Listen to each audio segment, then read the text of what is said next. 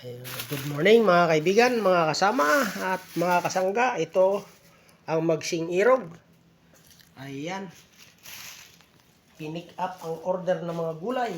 Ayan, talaga naman. Isang set ng pakbet. Ayan.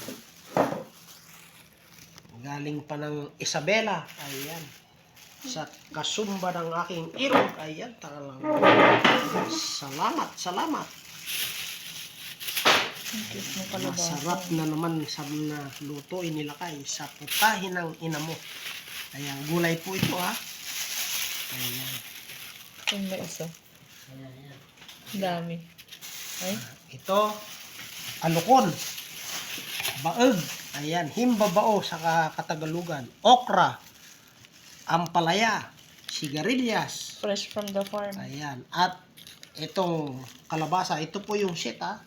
At saka yung talong at sili. Ayan yung isang set. Ito yung individual na in-order. Ayan.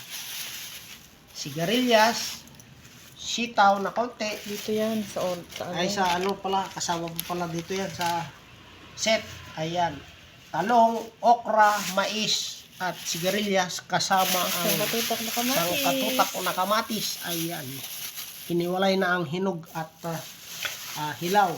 At bayabas from my farm.